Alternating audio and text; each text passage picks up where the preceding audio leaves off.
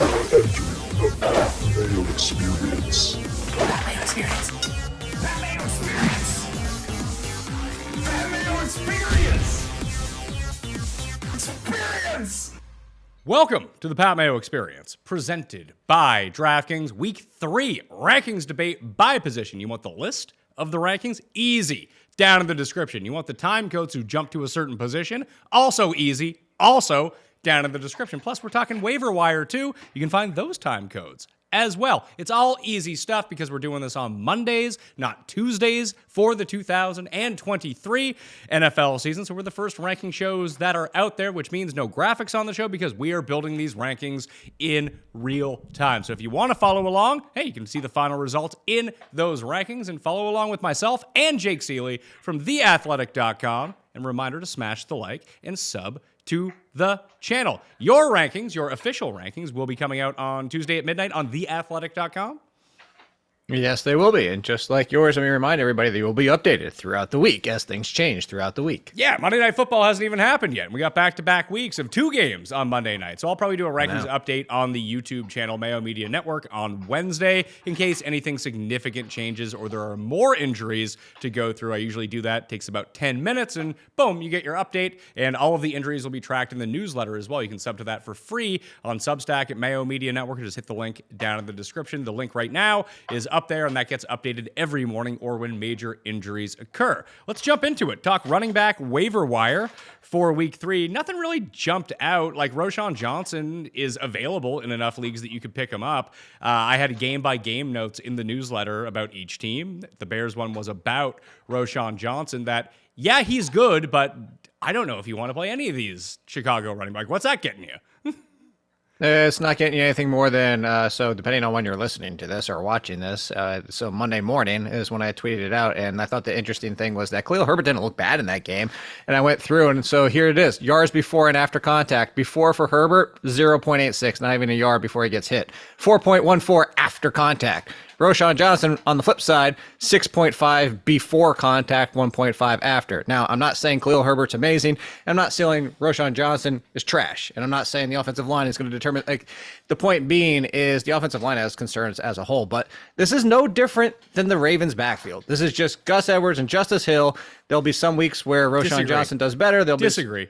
You disagree. I disagree because the Ravens will actually score points. So you might get touchdowns. No, that's where I was getting. That's what I was getting to. No, 100%. I do. You do agree because that's where I was getting to. I wasn't done. I was going to say is that you're going to get weeks where it's Gus Edwards. You're going to get weeks where it's Justice Hill. Both of those are playable. What my flip point was going to be is like the difference is this is the worst version and both are not always playable and it's going to be frustrating. So I'm with you on picking up Roschon Johnson because maybe he takes the lead at some point. But the good news coming off that game, if your league is trade happy, you could potentially just flip Roschon Johnson as if you have him or if you pick him up. So I would get away from it because of what you just said. We do agree. We agree this is the worst version of the Baltimore Ravens backfield. I just don't envision a scenario if your team is somewhat competitive that you're playing Roschon Johnson anytime in the next month. Maybe by midseason, he has the job. He's getting 15 to 20 carries a game. They don't really check down all that often, so I'm really not concerned about how good of a pass catcher he may be versus Khalil Herbert. But I think in the short term, and listen, there's no one I'm like breaking the fab bank on this week for waiver wire, but I think I'd probably rather roll the dice on like Matt Breida or Craig Reynolds and just hope one of those guys is the starter. Yeah, well, it depends on how long Barkley's out. Yeah, you're not playing Breida against the 49ers, no matter how bad. Hey, your boy, Karen, complained about all those carries and got 2 touchdowns against the Niners. I'm still not going that far. Yeah, like Zach Moss is out there, but I just don't think Zach Moss is that great. But I mean, if Zach Moss is available, I would say he's like part and parcel the number 1 running back pickup by far. Sure. Sure, if Kyron Williams is gone, who else? The Baltimore Ravens running backs are gone.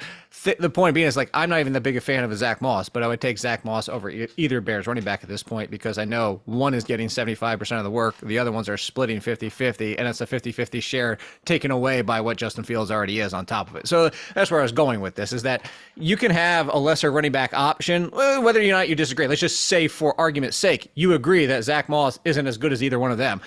If Zach Moss isn't, I'd still rather take the guy I know the production is going to be there every single week. Like Dameon Pierce, like it's been awful. The offensive line has been awful, but at least I know he's getting 60% of the work every single week. And you know, I'd rather have him over Khalil Herbert or Roschon Johnson. Yeah, I would too, but that doesn't necessarily mean I would want him. Yeah, this wants a relative term. Yeah. Yeah. Oh, in a comparison versus other people, yes, I agree. We've been with together you. for 10 years. Are we a married couple now? And you're going to like pick apart like every word that I throw in there? Yeah, like, wait, want? I don't. Do you really want this, Jake? I was telling you about the dead internet theory. We can't just recycle the same shows that we've been doing for the past decade.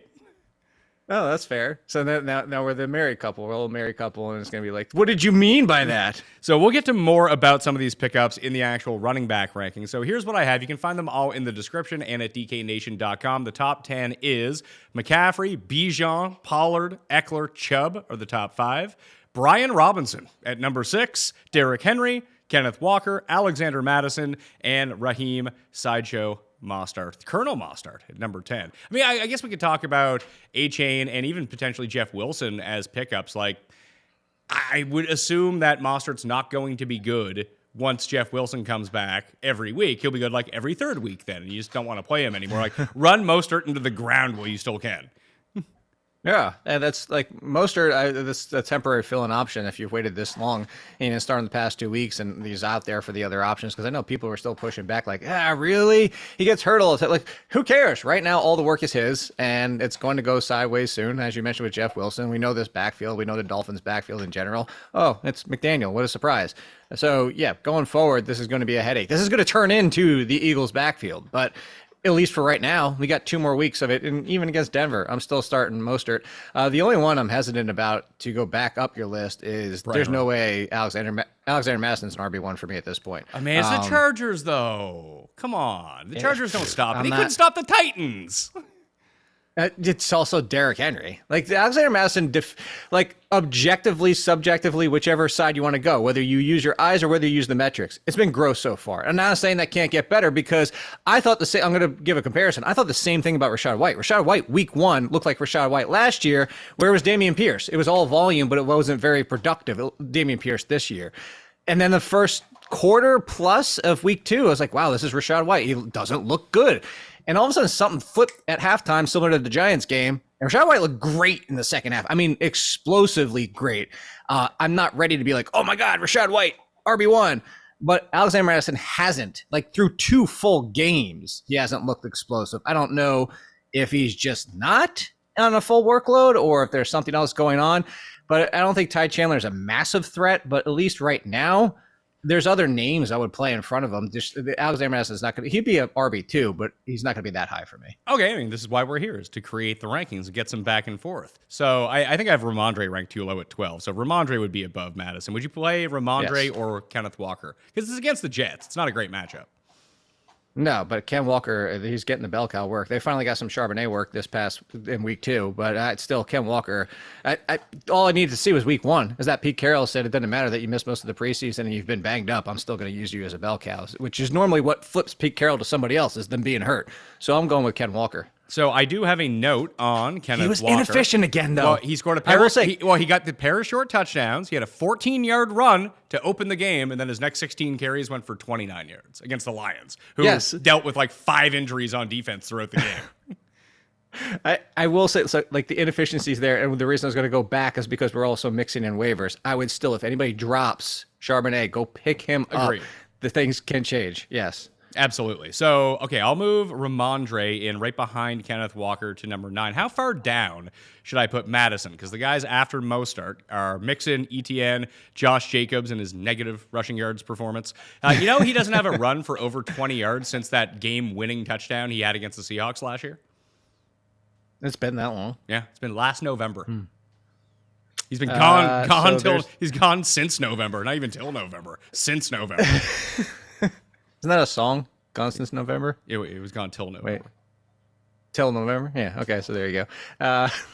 I'm looking down and there's another Pacheco. Pacheco's workload, and he gets to face Chicago. Like I would throw Pacheco even over Josh Jacobs until Josh Jacobs also has Pittsburgh, which I don't love waiting for that. Yeah, well, the big difference to me is at least, like, listen, Jacobs was trash against the Bills. In fairness to them, that entire team was trash against the Bills outside of the first drive of the game. Because I went back and looked at it, I was like, man, Adams is doing some work here early. He caught the touchdown. And obviously, he suffered the concussion at the end of the game, or at least he entered concussion protocol.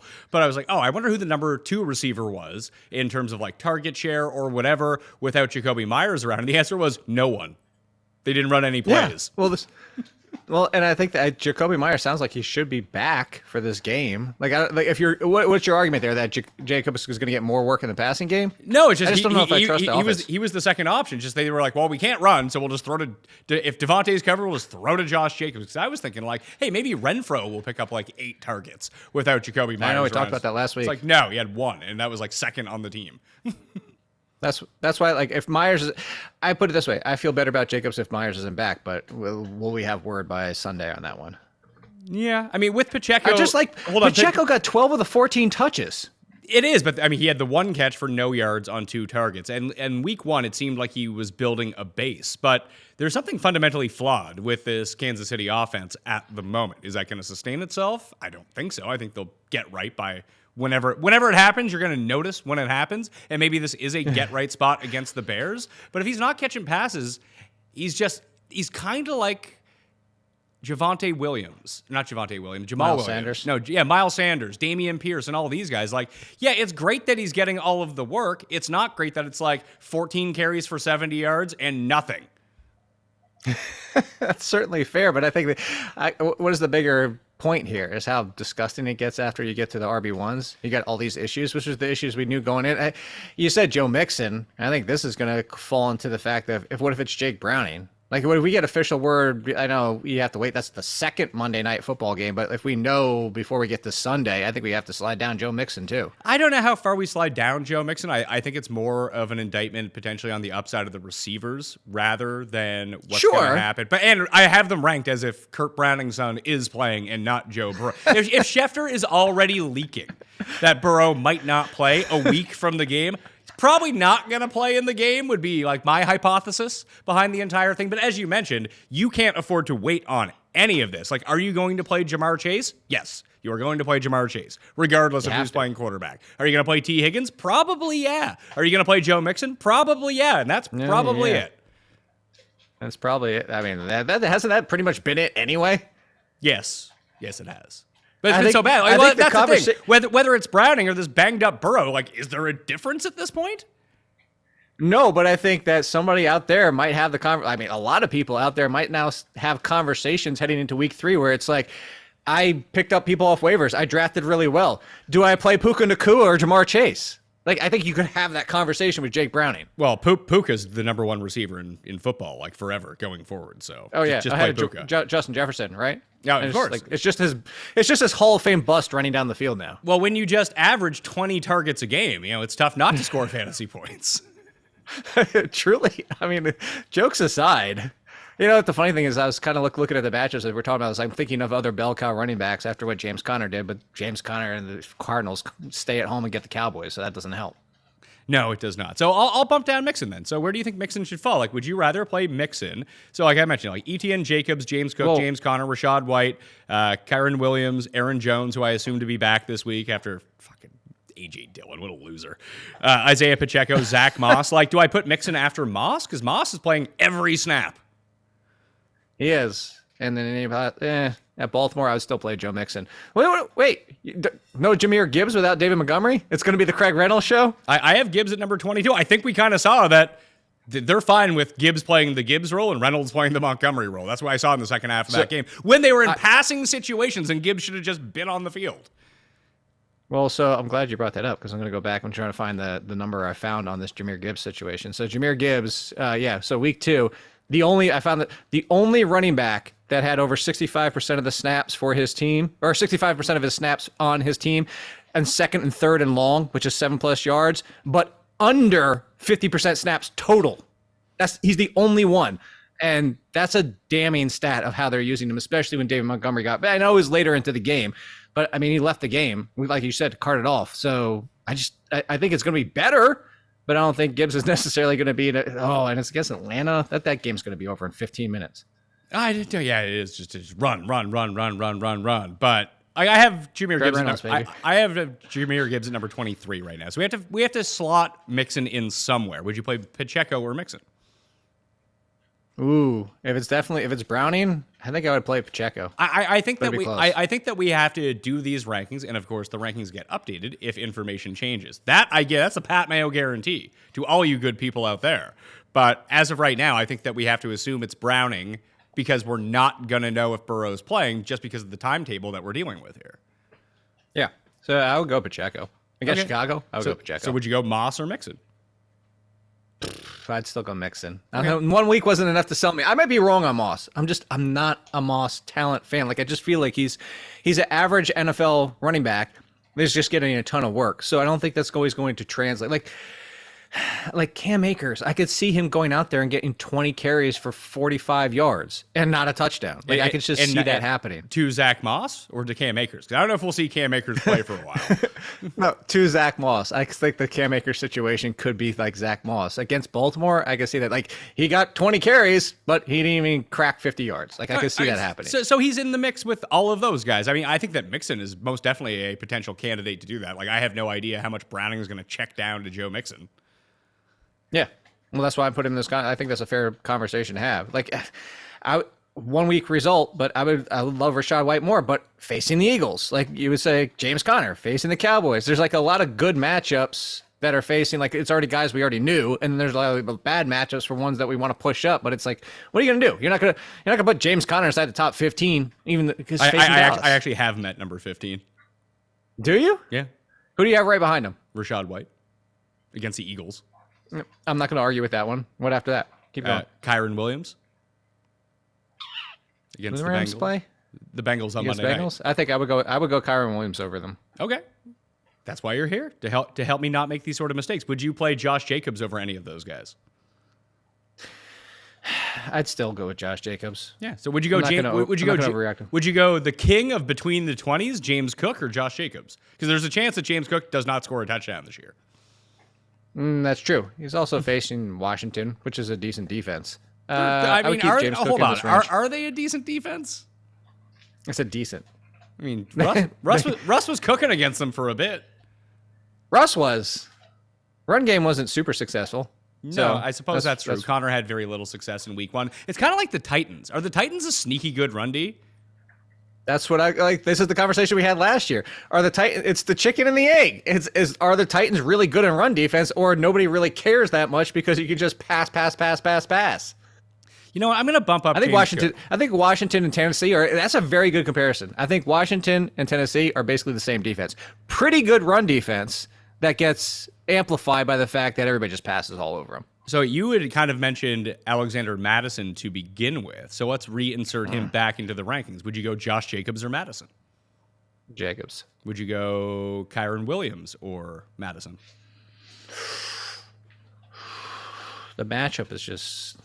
I'd give Madison one more shot there. All right, against the Chargers. This is like kind of like last straw scenario. So there we are. 14. Alexander Madison is where he's going to slot in. Let's jump down into the 20s. So Zach Moss is number 21 after now Joe Mixon. Javonte Williams, Jahmyr Gibbs, Gus Edwards. I have Matt Breida at number 25. I assume he's starting in place of Barkley. He should be, but I mean, you could get usage from Brightwell. They could have Eric Gray get more than they just drafted. You could. So, well, I think the biggest thing here is I don't know what to do with DeAndre Swift because presumably Kenneth Gainwell is going to be back this week. Oh, you know what's going to happen? Boston Scott's going to get 2 rushing touchdowns, and the other 2 do nothing. It'll one of these weeks. It's going to be Rashad Penny for 1 week only, and it has to be until everyone completely gives up hope. That's when it's going to happen. And you know what's going to happen? It's a different coach, but he's going to run for 3 touchdowns and then be on the street the next week. Imagine if they signed Christine Michael. How fired up people would be for Christine Michael. Oh my god! Like Swift was. I forgot about Kristen Michael. Swift was legitimately awesome on Thursday night. I have no confidence he'll be any good this week or be played this week. No, that's the biggest thing. Week 1 was kind of what we just talked about, the Jahmyr Gibbs use. He had 2 carries I think he did in week 1, and it was all passing game and all long downs, and even Gainwell was still sprinkled in there. Did Gainwell get Wally pipped? Is it now a 50-50? Is it a 30-30-30? And somebody else, like, I have zero confidence. I would say after that performance, I would give the slight lean to Swift just because how does any coach not give him some more opportunities just to see? But there's zero confidence in it. If he finished week 3 with 5 touches, it wouldn't shock me. Would you rather play Swift or Gainwell in week 3? And Tampa's not an easy matchup. No, but Swift coming off that performance. Okay, would you play Breda or Swift? Swift. Okay, so I have no confidence that Brady's even the guy. All right, so I think that Breda deserves to be talked about here. So Swift, Miles Sanders, Najee Harris. I have Craig Reynolds at number 28 because I still think the Lions are going to run a ton. And I think that he's going to get the goal line work. I have Gainwell at 29. We said Swift above Gainwell. Would you play Breda or Gainwell? Gainwell. Would you play Breda or Pierce? Damian Pierce. I know the workload of Damian Pierce. Breece Hall or Breda? Breece Hall. Jamal Williams. And that assumes Jamal. that Kendry Miller, it looks like he's going to sit on Monday night, but if he was close to playing on Monday night, I have him in the rankings for week 3 against Green Bay. Yeah, I still think it'll be Jamal, unless something happens on Monday night. Khalil Herbert. And now you can start having a conversation. Let's do it there. I'm going to put Brady in at number 33, one spot above Khalil Herbert, who I have at number 34. The thing that worries me about Herbert is Kansas City. It's the passing game. The fact that, like, Herbert, again, we talked about it in the preseason. I'm not, like, overreacting to Herbert's usage, but they do like Rashawn Johnson as the better pass blocker. And with how bad the Bears' offensive line has been, I just don't know necessarily, especially that Chris Jones is signed, as we saw in week 2 when he made his debut, I just don't know that Rashawn Johnson doesn't get more snaps because of the concern of Fields getting protection, which is, but the funny thing is, Fields, I will save it for wide receivers. Well, I have 2 thoughts on this matter. One, it might not just be the offensive line or the pass protection. It just seems like Justin Field is addicted to taking sacks. That could be one thing. He just doesn't get rid of the ball. We'll talk about it now. No, we'll talk about it now. The thing I was going to say was Justin Fields seems not to want to make a throw. Like, he's very indecisive. First read, and if he's forced to a second, third read, he starts to, like, sit there. And then he's make a throw, dude. Like, stop thinking. Maybe he's overthinking. I don't know what the hell is going on, but he was poor at times last year. He wasn't this bad last year. And I don't know if it's the DJ Moore situation and he feels like we've seen quarterbacks before feel like they have to force it to him. Oh, this was a great game for DJ Moore. I don't know what's going on with Justin Fields in his mind. We're not going to know that, but it just doesn't look like he's comfortable with his decisions. I have Josh Kelly at number 40. And that assumes that Austin Eckler is playing, although that is no guarantee that Austin Eckler is going to play. In round 2 of Josh Kelly, if it happens again, this time against the Vikings, I feel like he'd have a much better game against the Vikings than he did against the Titans. I would agree. So where do you think Kelly, if Eckler is ruled out going into the weekend, where do you think that Kelly would come in at that Pacheco range with Joe Mixon, like 19, 20, 21? I go a little bit lower. Just because Joshua Kelly continues. Okay. We've done this before. Gus Edwards or Kelly? Kelly. Okay. So 23. Because he's not splitting. Yeah. So like Jahmyr Gibbs, Javonte Williams, Josh Kelly, like that range. Yeah. I was going to say, depending on how Jamal Williams looks on Monday night, I think he's in a conversation with Jamal Williams. It's the workload, and it goes back to all the way to the Lamar Miller days and all that type of stuff, is that Joshua Kelly seems to do better when he's not the guy. And maybe that's what's happening to Alexander Madison. But he seems like he's better when he gets to work in and not be the person to get 20 touches or be focused on by the defense the entire time. Game plan for, really. So do you think that I have Jamal Williams too low at 32 then? Because I do have Miller coming back for week 3. Even with Miller back, I think that's too low. All right, so would you play Jamal Williams or Miles Sanders?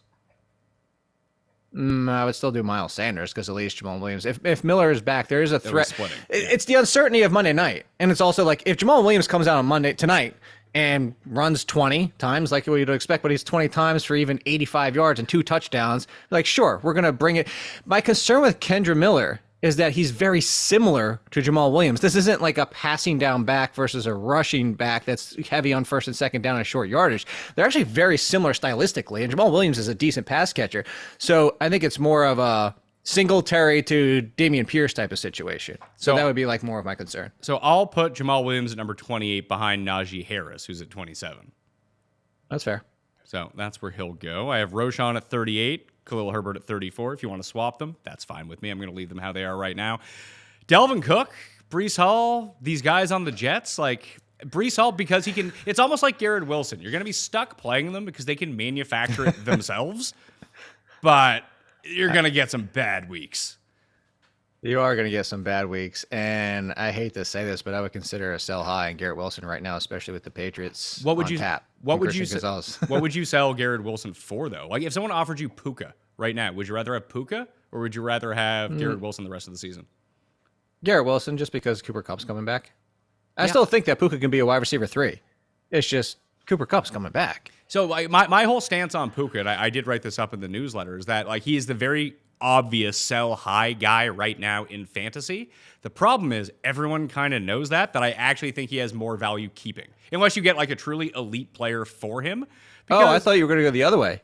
I thought you were going to say you make him a potential buy because everybody thinks they're selling high. Well, you could go that way too. I'm saying that if you have him, don't feel like you need to sell him. Like you might get 4 amazing weeks from him.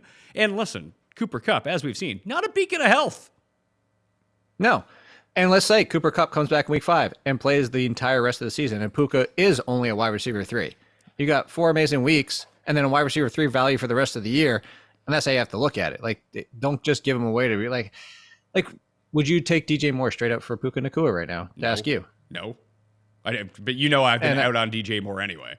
Well, I know, but I think that's a fair range. Like those fringy wide receiver 2s that might even be high on wide receiver 3s. So here's the thing. The probability of DJ Moore with the return of Cooper Kupp coming back, outscoring Puka Nacua for the rest of the season, I would say is better than 50%. It's probably like 60-40 DJ Moore is the better receiver. But it's kind of a constant with DJ Moore. Like I don't think that he's going to be great this season. Like just to spoil the wide receiver rankings, where the hell do I have him this week? I'm at 28. That's probably where he's going to be most of the season because he's going to have some decent games when he does stuff by himself, almost like Garrett Wilson in a weird way, but he's going to have a lot of come-from-behind situations to post a big game or two. Now, Puka is not going to have that chance when Cooper Kupp comes back, presumably. We don't know how that's going to shake out, but you still have the ability of Cooper Kupp re-injuring himself, and then all of a sudden Puka's back to being like a top 15 guy or a top 10 guy, especially in PPR formats, or the Rams start losing, they throw in the towel and like trade Cooper Kupp or something like that, or sit him down because they don't want him hurt for next year as they're tanking for a higher pick. Whatever it might be, there are still outs to get Puka back up there at the same time. So if the case is going to be 60% of the time DJ Moore outscores Puka the rest of the season by like a marginal amount, if you're saying that he's a wide receiver 3, that DJ Moore is the 27th best receiver from now or from week 5 on, yeah, what's the big gap? And Puka's the 35th, like who cares? Yeah, that's where his big gap. All right, so I go back to Garrett Wilson. I was like scanning the teams, and I have 5 names. I'm curious. I want to. You ask me all the questions all the time, but I want to throw these back at you. 5 names would you trade Garrett Wilson straight up for? Is that fair? Can we do that? Let's play the game. Garrett Wilson, would you trade him straight up for Chris Godwin? I want Godwin. Okay. Garrett Wilson, DeAndre Hopkins. Garrett Wilson. Garrett Wilson, Brandon Ayuk. Ayuk. T. Higgins. I'm going to take T. Higgins on the bet this isn't the season from hell for the Bengals. Okay, and Terry McLaurin. I'd probably take Garrett Wilson.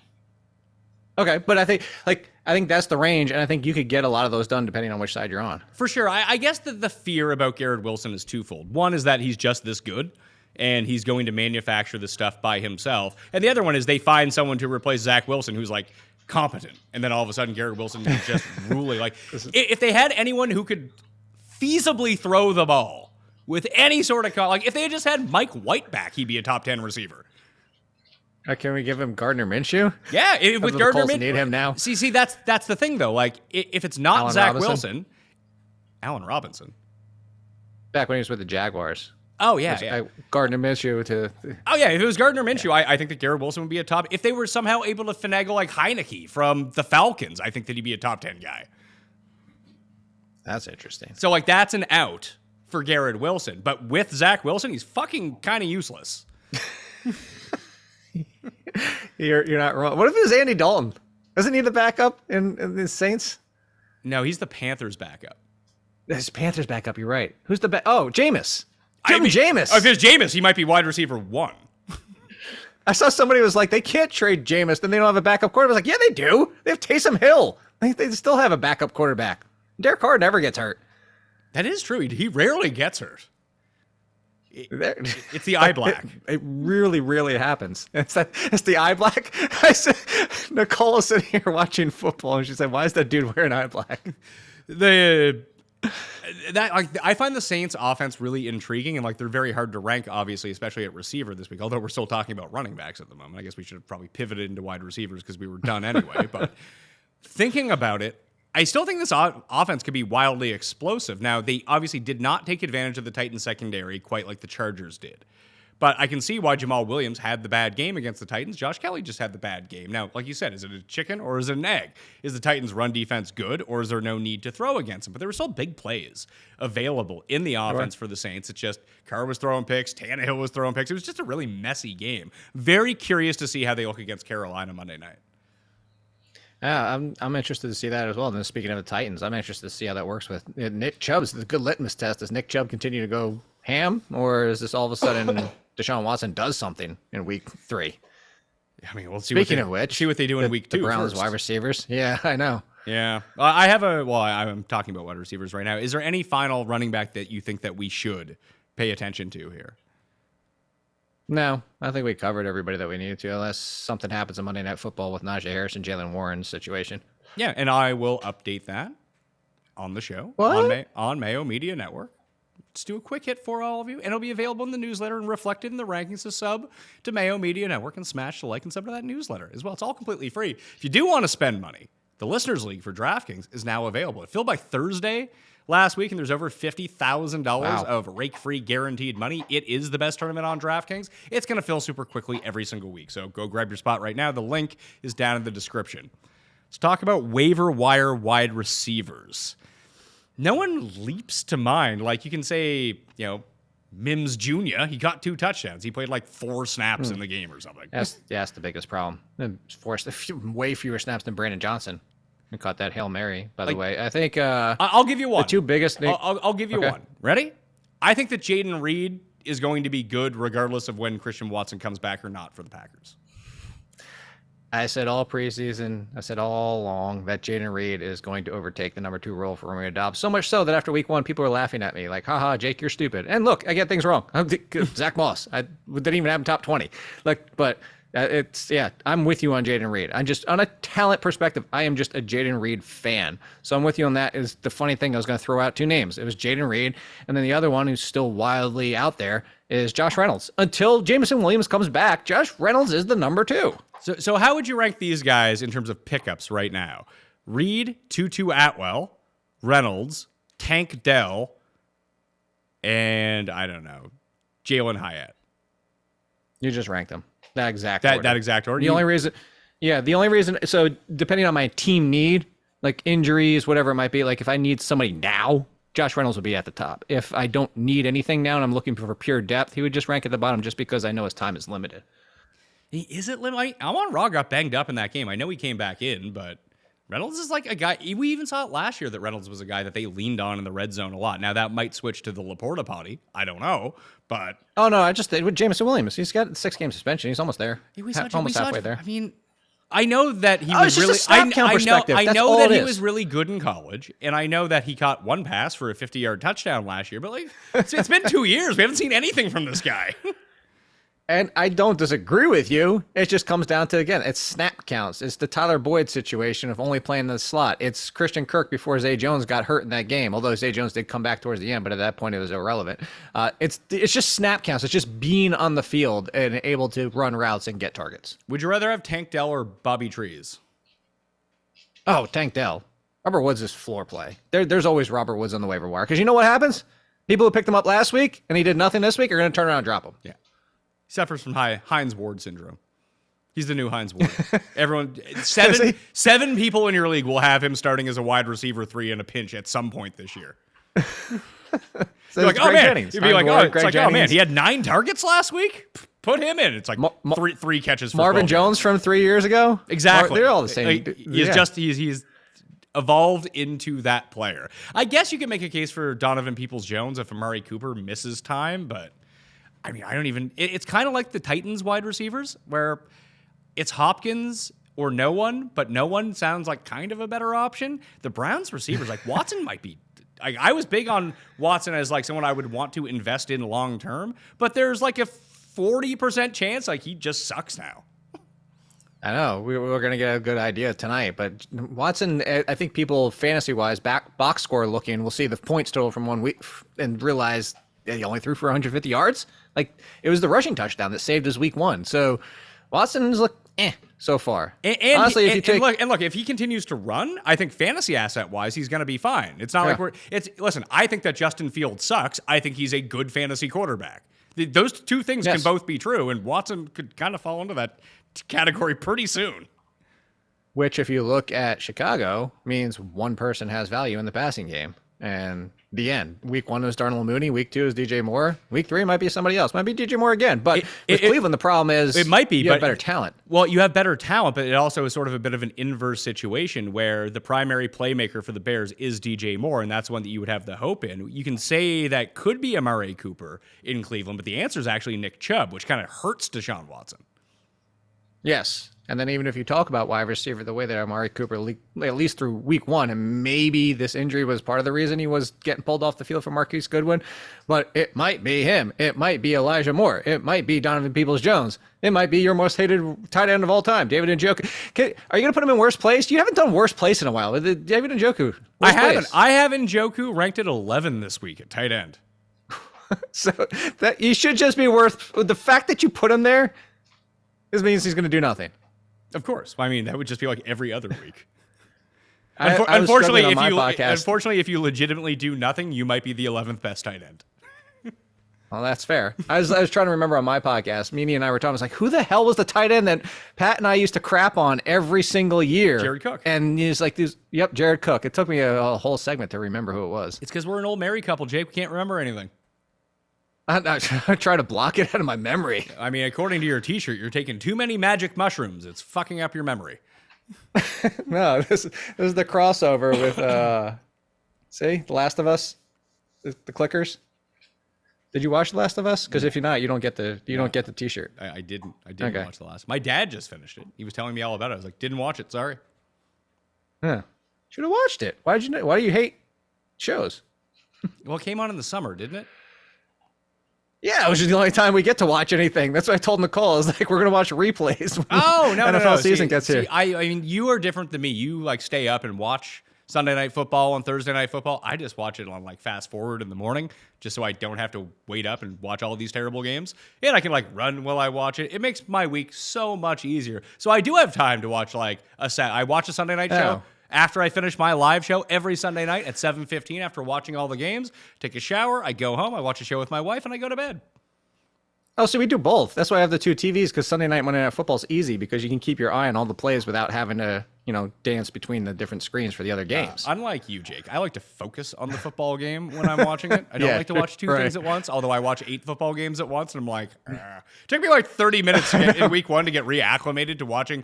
There's a built-in skill that you have to do it for so long to actually be able to watch 8 games at once and to decipher the information that's coming in. Because you can say, like, I sit there with people like the first time that they come over to the office to watch all the games with us, and like they couldn't tell you one thing that happened in any game after watching 8 games at once. Like it's such a sensory overload.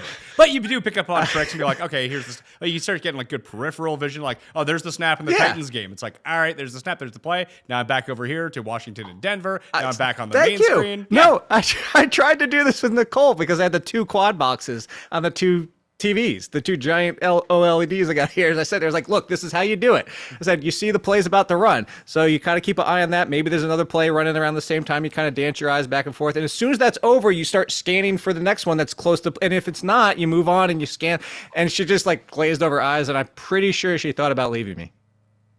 Maybe she should have.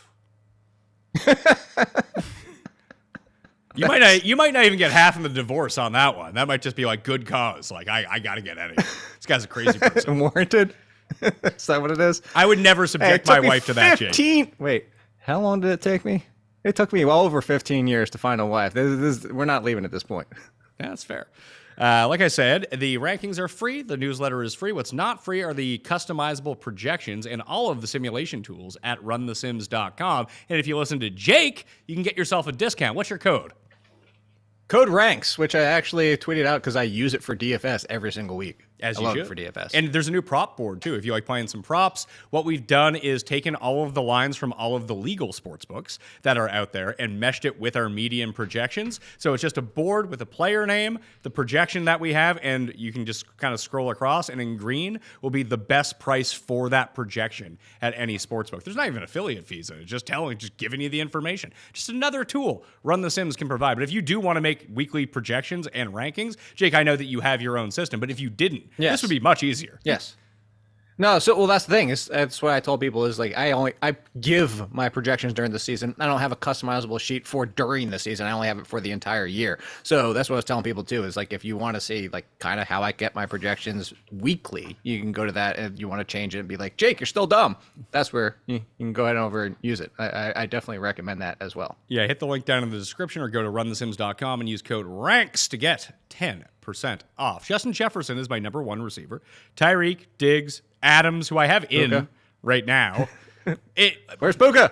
Look. With Devontae Adams, I don't know if he was concussed or not. It just seemed like he really wanted to get out of that game, and it happened at the very end, so I hope that he's okay. I think he should be okay because, like you said, it was like checked for or with like concussion protocol or whatever. Yeah, it was. It's not official yet. He could have a concussion. He could miss this week, or he could have just got like kind of rattled a little bit, and they were like, "Man, there's like 2 minutes left. We're down by 50 points. Just go to the blue medical tent. Don't get hit again." Yeah, no point in risking it. It wasn't like the Kareem Jackson asshole. No, yes, I just said that asshole. He's not getting suspended. I know. That's the most absurd thing ever. 2 weeks in a row and freaking launching himself. So is he taking out Waddle or Tyreek this week? Don't put that out there. I mean, it's 2 weeks in a row. He's killed someone. I know. Well, but this team was like Logan Thomas, so maybe he's trying to be like, well, I'll take out somebody lower and let Durham Smythe. Well, watch it. If your name is River Craycraft, you should watch out. Or Braxton Berrios. Yeah. This actually feels like a Berrios. Jefferson, Hill, Diggs, Adams, Amon-Ra, Devontae Smith, CeeDee Lamb, Chris Olave. I have Jamar Chase at number 9 right now. I have Keenan Allen at number 10. Basically, since coming back from his hamstring injury last year, Keenan Allen's been essentially a top 5 wide receiver. Yeah. Yes. I would play Keenan Allen over Jamar Chase with Jake Browning. Would you play him over Chris Olave? Probably against the Vikings, yeah. The Olave Garden? CeeDee Lamb or Keenan Allen?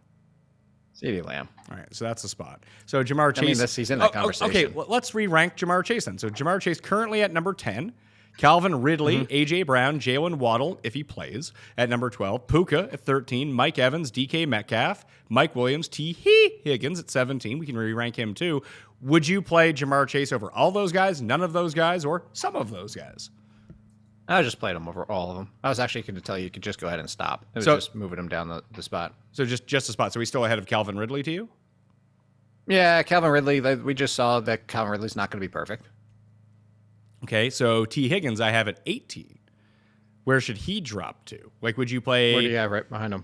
Right behind him, I have Ayuk and Debo back-to-back at 18 and 19. Godwin. I would absolutely play. So I would play Ayuk, no question. Debo's a little more dicey. This is the thing I brought up last week when I talked with you, and then you saw what happened with Joshua Dobbs.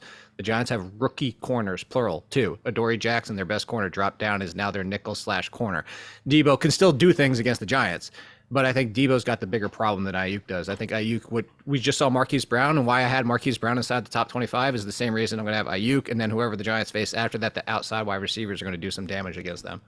I mean, Samuel will move around a lot, so he might not get matched up on any one guy. So that's one of the benefits of having a San Francisco receiver. Like, is Kittle just lost in the shuffle, or is this going to be the Kittle game now? No, Kittle is in the mix too. Kittle can. This is the Giants' tight end situation as well. So the Kittle can definitely bounce back. It's just going to come down to there's 3 of them. This is the Tyler Boyd situation. Kittle's now Tyler Boyd. It's just he's going to have weeks. It's just lost in the shuffle and only getting 15% of the target share versus the years where he used to get 20-25%. Godwin or Higgins? Tampa Bay against Eagles. So we got Philly. Yeah. I still think Godwin and Evans are getting That's over. where- that's- Godwin and Evans are getting over 50% of their team targets every I single. know, and Evans is the play between the two of them. The way that Baker's looking for him. You know who's like, So- listen, I don't get many things right, and victory lapping after 2 weeks is, something I'm going to do because I get so Dangerous. few things right. But being high on Mike Evans is feeling very good right now. No I one definitely wanted wasn't. Mike Evans. No one. I wanted him as a wide receiver 3. And you could you could have got him as that. Which I did in a couple of spots, but that was still too low. Point being, it's like you're definitely higher on it. I had legitimate concerns. I sat here and argued for Baker Mayfield not being the worst experience that the Buccaneers have ever seen, but I still was so concerned. I mean, you saw Mike Evans disappeared from weeks 5 through, 15, 16 last year until Tom Brady decided to get him his bonus. Like, that was the concern. So you were definitely right. We forget that Mike Evans got hurt last year, too, and played through it. It wasn't 11 weeks of being hurt, though. Well, this is like the Keenan Allen thing, where sometimes it's just better to miss 2 weeks and get healthy rather than just playing with an injury for 2 months. That's fair, which is what we're hoping happens with Cooper Kupp. Exactly. So I think it's a fair spot for T. Higgins. I think this is the conversation where you start having. All right, so Tyler Lockett or T. Higgins? Lockett against Carolina. All right, would you go Pittman, who's just going to be a target machine on the Colts, regardless of who's playing quarterback? Yeah, of course. But he's got Baltimore. Baltimore's defense isn't that good. I know. I just said it's not the worst. Yeah. Okay. So I'll go Pittman. All right, I'll go Pittman. Nico Collins or T. Higgins? Ooh. I would think I'm going to go with Nico. Would you go Garrett Wilson or T. Higgins? Garrett Wilson. He's the one at least. He's the one versus being the 2. Christian Watson returning potentially or T. Higgins? First, Saints defense is actually good. I would go with T. Higgins there. All right. So would you first game back too? We don't know. Would you play DJ Moore or T. Higgins? T. Higgins. All right, so that's the spot then, right after Garrett Wilson at 20. So T. Higgins is 25 now. Jamar Chase is number 10. Let's talk about Christian Watson, though. I do think if he was, again, it's just sort of an assumption being so early in the week that he was that close to playing this week, probably going to play the following week. So I would go, the way that I have them ranked is Watson, Reed, and then Romeo Doubs. Doubs is going to be someone who has that potential like we saw in week 1 for a 2-touchdown game, but it does feel like if he doesn't score the 2 touchdowns, he's kind of useless. Yeah, that's pretty much what. Can I make my third Tyler Boyd comparison of the show? Everybody's Tyler Boyd. That's actually what he is. That's why I was laughing to myself before you even finished your sentence. So is Christian Watson at 26 too high in a return, do you think? No, I think that's a fair spot, especially for his upside. Okay. It's good, but it's the Saints defense, so I think if it wasn't like if he was facing the Titans pass defense, I'd say you could make a case for him being inside the top 20 even first game back. Okay, I'm comfortable with him here as like a high-end wide receiver 3. So after Watson at 27, it's Pickens, DJ Moore, Michael Thomas. Then I have DeAndre Hopkins and Amari Cooper. It might be too high for DeAndre Hopkins. Amari Cooper might not play, so obviously those will get updated the more we get through the week. I have Jahan Dotson at number 32, Reynolds at 33, your boy, Terry McLaurin at 34, Kendrick Bourne at 35, Tutu Atwell at 36, Zay Jones at 37, Jerry Jeudy at 38, Gabe Davis at 39, and then Jacoby Myers potentially making his return.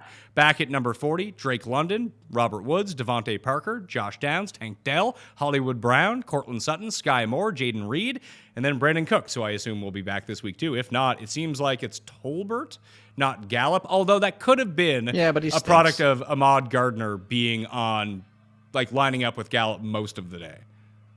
Yeah, but even so, Jalen Tolbert's just not any good. It's the Happy Gilmore we do every single year. It's a problem. Just not any good. And then it's like Shaheed, Addison, Dubs, Claypool, Zay Flowers. Zay Flowers took a real hit once Mark Andrews came back. A big hit. I'm looking right now. I was pulling up to double check, make sure I was correct on this. Yeah, Kendrick Bourne needs to go way down. He did have 9 targets on Sunday night. Like I think he's their wide receiver. 9 targets, but he only ran 26 routes. Devontae Parker ran 47. Hunter Henry 43. I do think that there is a difference. Like yes, I mean overall, I think that volume matters more to running backs than it does receivers because we do see certain scenarios when receivers are on the field, they're just going to command the ball, and that seems to be what's happening with Kendrick Bourne.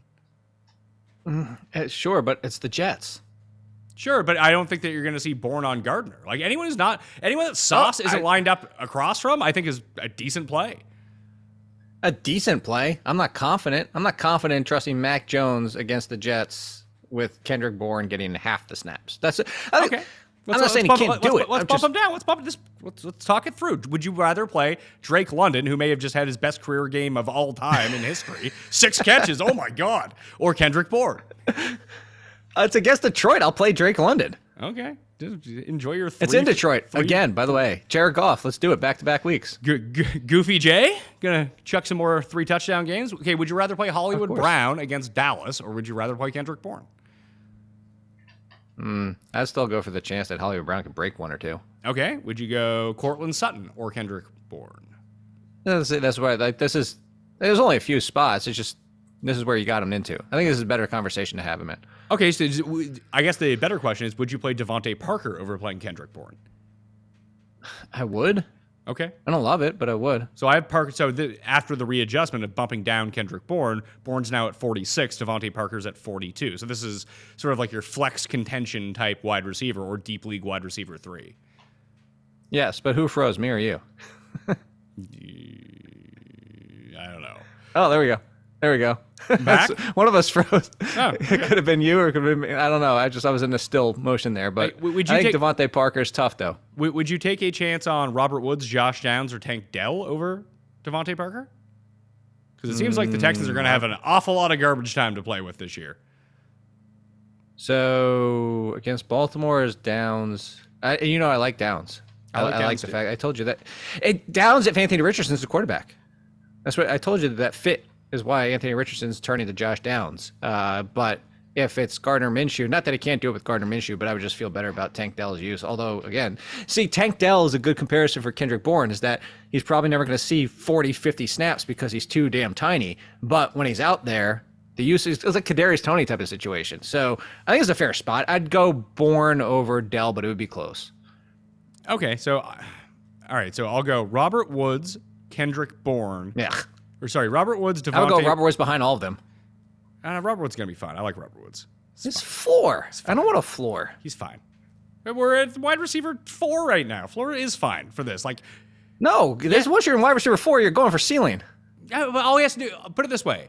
There is something to be said. I mean, it's kind of the Jacoby Myers effect at the same time. You hate these guys. I like these guys. I don't know. I like Jacoby Myers because he's top 25. All a floor. You didn't like him. You didn't like him on the Patriots, although he was the ultimate floor guy. He's the ultimate 8 for 80 No, guy.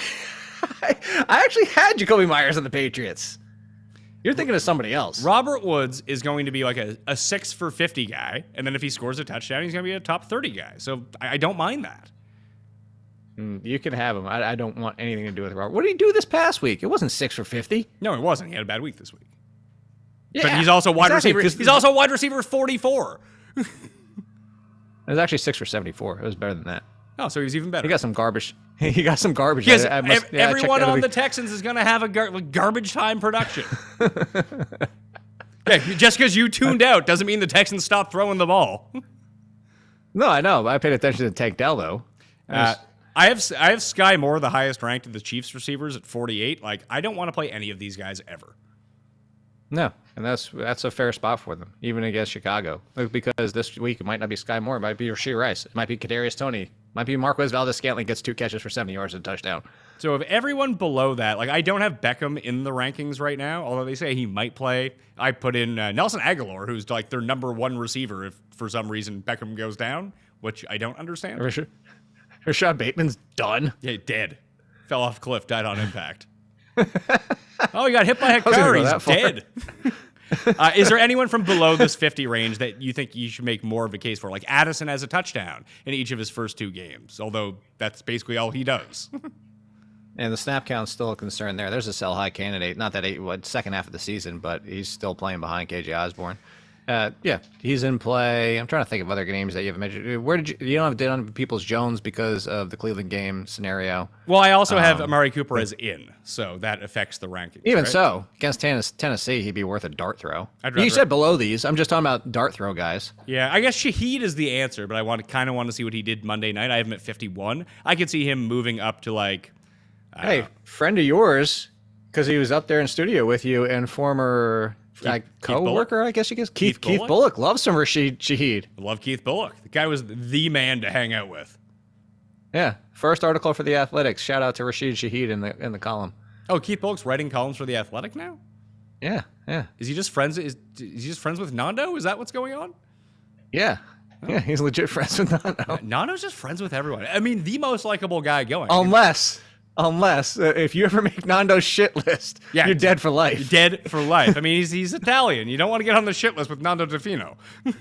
No, you definitely do not. I'm trying.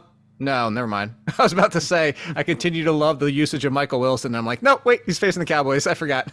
Well, I guess that it's funny when we think back to the Chiefs. We just mentioned like all those 5 names. The actual answer to the Chiefs, and this is more of like a DraftKings play than anything. Justin Watson is the one who's going to have value because I know he got banged up a little bit in that game, but he ended up coming back in because they will take legitimately 3 deep shots a game with him. Now, whether he ever catches one, I don't know, but eventually he will.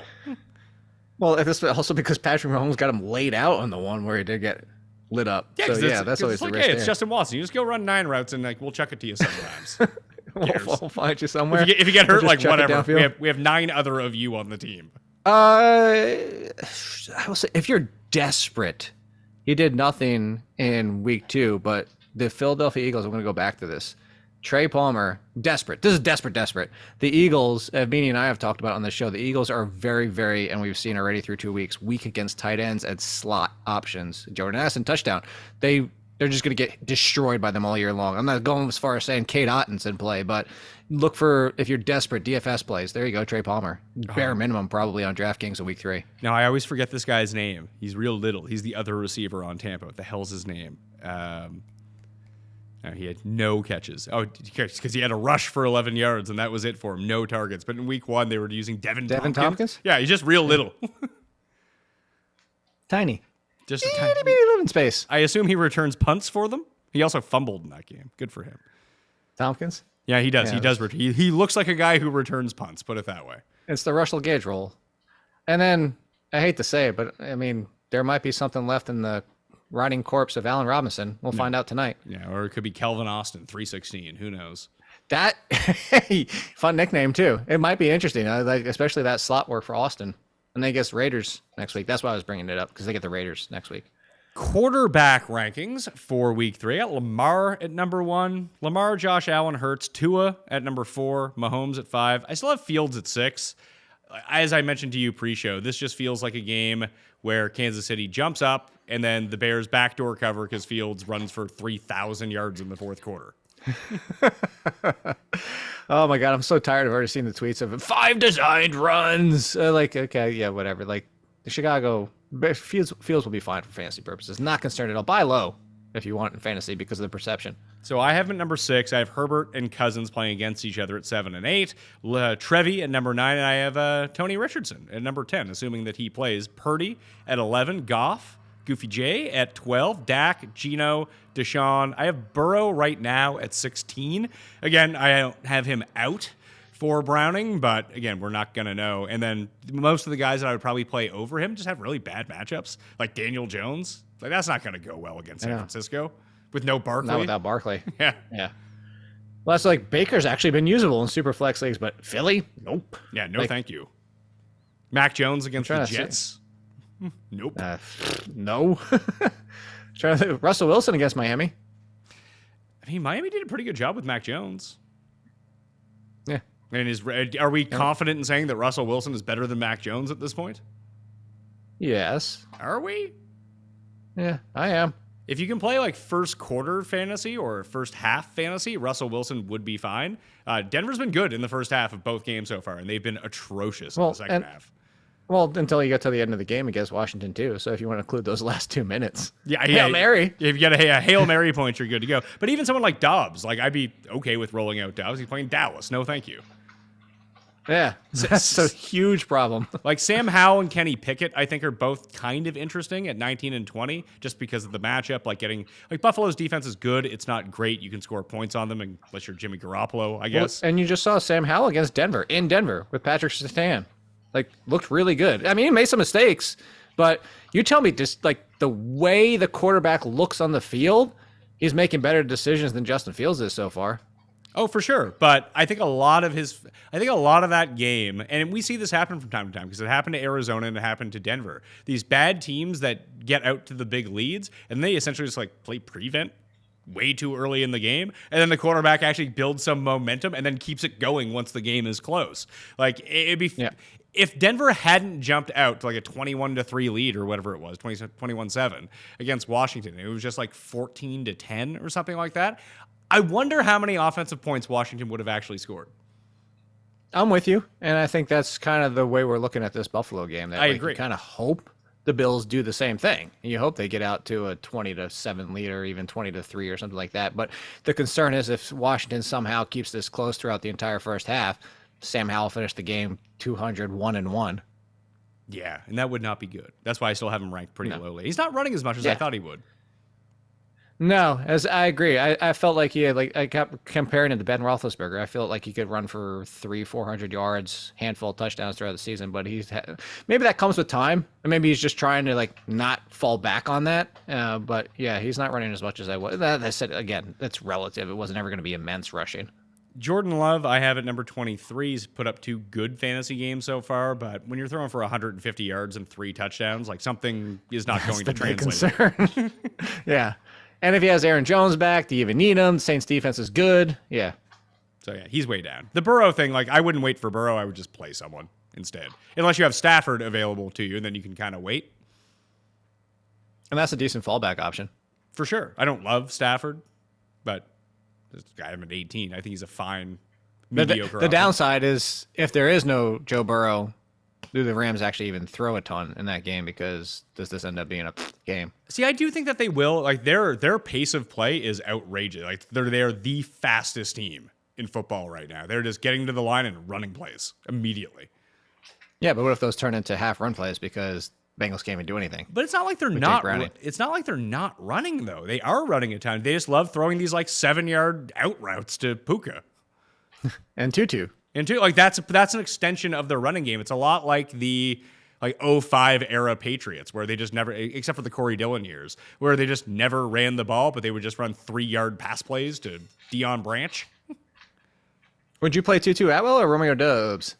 Atwell. Okay. Yeah, I don't think that's close. I just circled back. With Watson, even if Watson was out, I think that they're like Tutu is going to score more points the majority of the time. It's just he's not going to have the ceiling of Doves because of the touchdown equity, I think. Okay. I'm trying to find something else that like interesting, tough play for Tutu. But Tutu or Josh Reynolds? Even though we already did your wide receiver rankings. I have them 2 spots apart, so I have Reynolds above Tutu by 2 spots. I know, but I want to go for your gut feel. Like sometimes, you do your rankings, then you're like, you know what? I would play Reynolds. Okay. I'm just curious. Yeah, like if you wanted to play like Jerry Jeudy or Gabe Davis over Tutu Atwell, like I would understand that. I do think he's somewhat underrated right now, though, because all the attention's on Puka, but Atwell's been really good. He has been, and they talked about that as like filling this role even before Cooper Kupp got hurt, as in it could be the second wide receiver. They talked up as the second wide receiver the entire preseason. Nobody wanted to believe it because it's Tutu Atwell. Well, it's Van Jefferson who's sucked. Like if Cooper when Cooper Kupp comes back, like we might not ever see Van Jefferson again. We already don't see any Van Jefferson already again. I said stop doing the Van Jefferson dance. Just like the Rondell Moore one. Stop. Yeah, that's not working out very well for anyone, is it? No. So according to the injury report that I have put out, I don't have Mooney in the rankings right now because I don't know how serious this knee injury is. And really, it's not like you're playing him. But if you're wondering why Chase Claypool isn't in last in the rankings, that's the reason why. I have Cooks and Jacoby Myers as playing. Christian Watson is playing. Beckham is out. Waddle is in. And Chark as in. Cooper as in. And Deontay Johnson as out for these rankings. Again, if that changes, I will update those rankings. And I have Anthony Richardson and Joe Burrow both as in right now. But again, Joe Burrow plays on Monday night. So if we don't know, he's going to have to severely fall down the rankings. Again, this is a Monday. We got lots of time until Sunday to figure all of this out. Tight end rankings. Kelsey and Andrews, some of them, like, because I didn't have Kelsey or Andrews in for like most of the week last week because I didn't know if they were playing or not. And some guy was like, one guy was furious. He's like, how do you not even have Kelsey ranked? I was like, well, I figured that if you had Travis Kelsey and you knew that he was playing, you would play him. What a shock. I know. It's like this is more of like if he doesn't play because we don't know as of yet. But Kelsey is number one in the rankings as he tends to be when he's playing. Then Hawkinson, then Andrews. I think those are kind of the big three at the moment. Then I have Waller, Hunter Henry, Evan Ingram, Goddard, Kittle, Freiermuth, Ertz as the top 10. Yeah. I'm trying to think of like that's not inspiring. And your boy Njoku at number 11 and Laporta at 12. I was just about to say Laporta. I was going to bring him up. Yeah, I got him at 12. We'll see how Hayden Hurst fares in week 2 on Monday night. I have him at 13 right now, but you could make a very compelling case that he is the only startable Carolina player, even over Miles Sanders, and he's not even really all that startable. No, and I'm looking down through the list. Kylan Granson, Baltimore, like being healthy and back. He was their top tight end. He was there again. Baltimore, kind of similar to last year, somewhat acceptable if you're desperate. Only throwing his name out because I'm looking down and there's a lot of flyer plays that aren't in great scenarios. Yeah, like I bring up Cade Otton. I mean, that's again great matchup, but you're really down the dregs. And Tyler Higbee's droppable. So much for those targets coming his way. Yeah, they all went to Puka. It destroyed him. It did. Yeah, I have him and Tutu. I have him at number 16 right now. I have Granson at number 17, Dalton Kincaid at number 18. Like people really want Dalton Kincaid to happen, and it's gonna happen. Trust me. But I don't see how you could have any confidence starting him in the season-long league. I'll victory lap that one. What?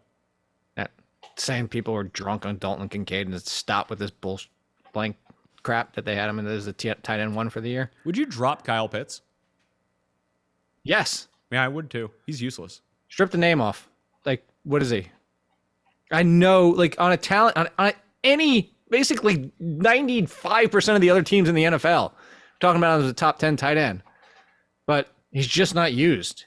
Like, can we send... The biggest problem is he's just not even used as a tight end. He's splitting 50-50 with freaking Jonnu Smith. Like, can we get a second... Can the Jets give up a second-round pick for Pitts and Heineke or something like that? Like, package their first or something? I was just about to say, forget that. Tyler Conklin got used a lot by Zach Wilson, a lot relative to how many times he threw the ball. That's true. I have Conklin at 28. So for reference, it's Njoku and Laporta at 11 and 12. Hurst, Juwan Johnson, Chig, Higbee, Granson, Kincaid, Pitts, John Bates. Because I am assuming there's going to be no Logan Thomas this week. I don't know if they've... It might be Cole Turner, though.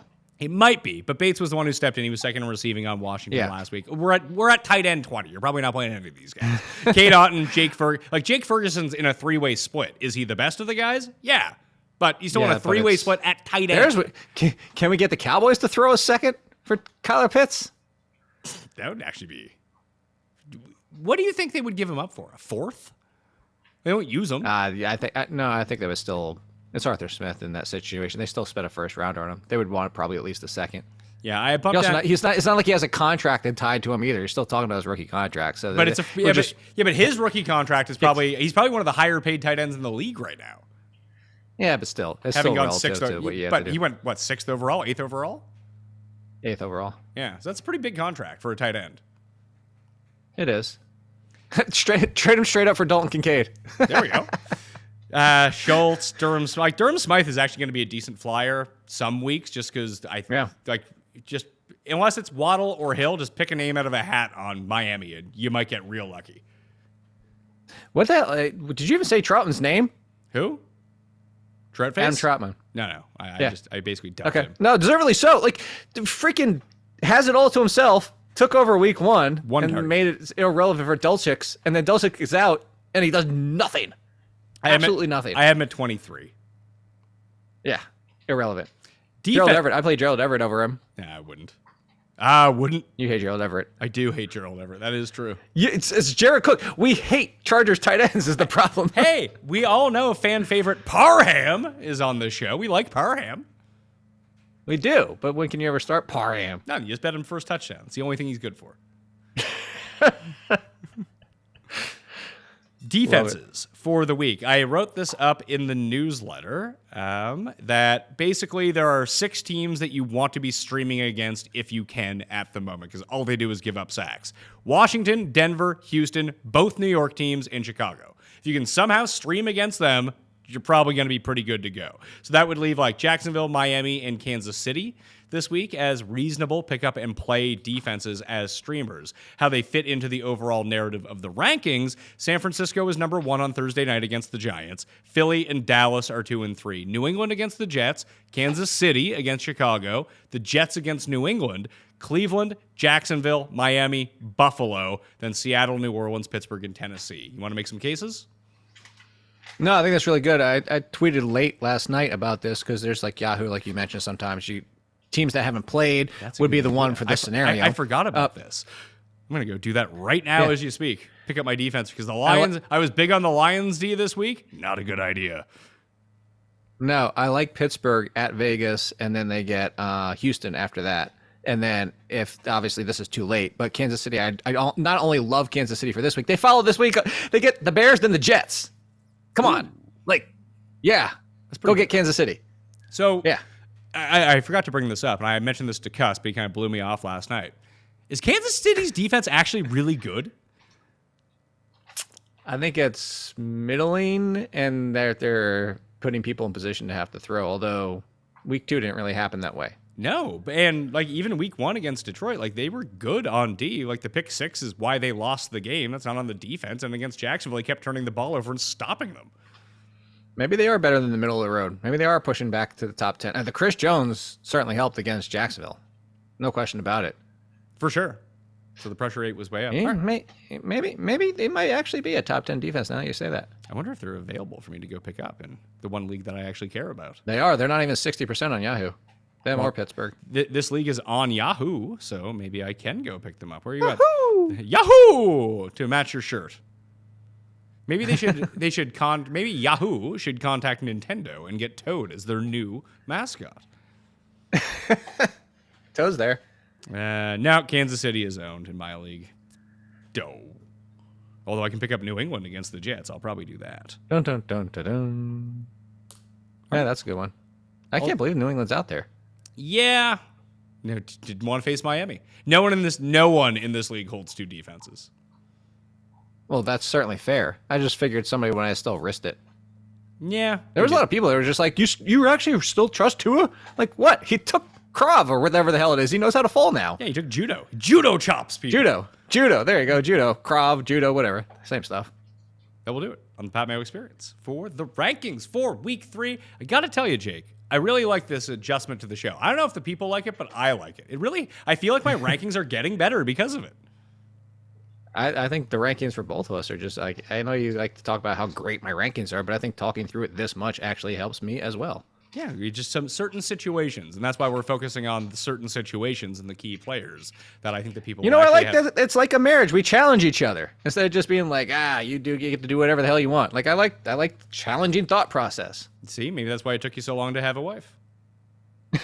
She challenges me. She Maybe. actually legitimately does. Yeah, see, there you go. That's what you were looking for. Not someone who's just going to tell you what to do all the time, or you have to tell what to do all the time. You need some back and forth. That's the way we got to do it. What you need to do is smash the like to the episode. Sub to Mayo Media Network. You can always download, rate, and review the audio podcast as well. I'll do a pickup probably on Wednesday or Thursday morning with all of the rankings updates. And we got a full complement of shows coming your way on Mayo Media Network. And I am happy to announce that I have done a deal with ShipItNation.com. You can use code MAYO over there if you're interested about betting or DFS content. That they will be doing Monday, Thursday for the primetime games, free and live on Mayo Media Network at 2 p.m. Eastern, and a Sunday morning show on Mayo Media Network to get you ready for the main slate on Sunday where you can go and ask questions as well. So I'm very excited about that. My main man Tambo is going to be hosting all 3 of those shows, so if you need more Tambo in your life, then check out those shows on Mayo Media Network. RunTheSims.com, code, what is it, Jake? It is code RANKS. Really easy. It's what we do every Tuesday. And that will help. No, now I do every Tuesday. You do every Monday now. Every Monday. And the rankings are already out. So if you want to go follow along, hit the description or go to dknetwork.com and find them all up there as well. So thank you all for watching. I'm Pat Mayo. I'll see you next time. Pat Mayo Experience! Experience!